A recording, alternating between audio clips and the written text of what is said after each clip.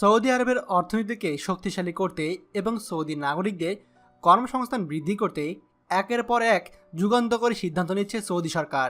কিন্তু এই যুগান্তকারী সিদ্ধান্ত আমাদের প্রবাসীদের জন্য গলার কাটা হয়ে দাঁড়িয়েছে।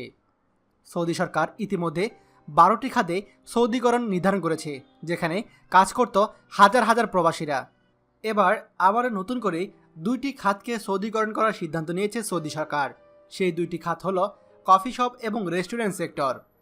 সৌদি আরবের সৌদি গ্যাজেট পত্রিকা হতে জানানো হয়েছে, সৌদি আরবের শ্রম ও সামাজিক উন্নয়ন মন্ত্রণালয় সৌদি রেস্টুরেন্টগুলোতে সৌদি নাগরিকদের কাজের সুযোগ বৃদ্ধি করার চিন্তাভাবনা করছে। তাই সৌদি শ্রম উন্নয়ন মন্ত্রণালয় রেস্টুরেন্ট এবং ক্যাফে এবং অ্যাসোসিয়েশন অব হিউম্যান রিসোর্স ডেভেলপমেন্টের সঙ্গে কিছু চুক্তি স্বাক্ষর করেছে। এই চুক্তি অনুযায়ী রেস্টুরেন্ট এবং কফি শপে প্রথম ধাপে প্রায় 50,000 সৌদি নাগরিকের কর্মসংস্থানের সুযোগ দেওয়ার চিন্তাভাবনা করা হয়েছে। তাই সবথেকে দুঃখের খবর হচ্ছে, এই খাতে বর্তমানে 4 লাখেরও বেশি সৌদি প্রবাসী কর্মরত রয়েছে।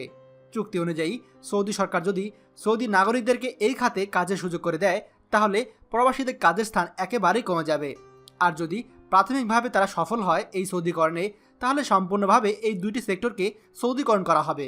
যেহেতু অন্যান্য সেক্টরের মতো এখানেও সরকারের নজর পড়েছে, তাই মনে হয় না এখানেও বেশি দিন কাজ করা যাবে। তবে এখনই হতাশ হওয়ার কিছু নেই, কারণ এটি কেবলই একটি প্রাথমিক ধাপ এবং এই প্রস্তাবনা বাস্তবায়ন হলেও কিছুটা সময় লাগে যাবে। এমনকি এটি সম্পূর্ণ বাস্তবায়ন হবে কিনা সেটাও গ্যারান্টি দিয়ে বলা যাচ্ছে না। তাই আশা করছি আপনারা অবশ্যই ধৈর্য রাখবেন। ভিডিওটি দয়া করে আমাদের সৌদি প্রবাসী সকল ভাইদের সঙ্গে শেয়ার করে সবাইকে দেখার সুযোগ করে দিবেন। আর আপনি যদি আমাদের চ্যানেলে নতুন হন, তাহলে অবশ্যই আমাদের চ্যানেলটি সাবস্ক্রাইব করবেন সৌদি আরবের সকল গুরুত্বপূর্ণ খবর সবার আগে পাওয়ার জন্য। ধন্যবাদ। বাংলাদেশের প্রথম প্রবাসী নির্ভর ভেরিফাইড ইউটিউব চ্যানেল TJN24। তাই দেরি কিসের, এখনই আমাদেরকে সাবস্ক্রাইব করুন। সাবস্ক্রাইব করতে সাবস্ক্রাইব আইকনে ক্লিক করুন এবং বেল আইকনটি চাপুন, যাতে আমাদের কোনো নতুন ভিডিও আপনি মিস না করুন।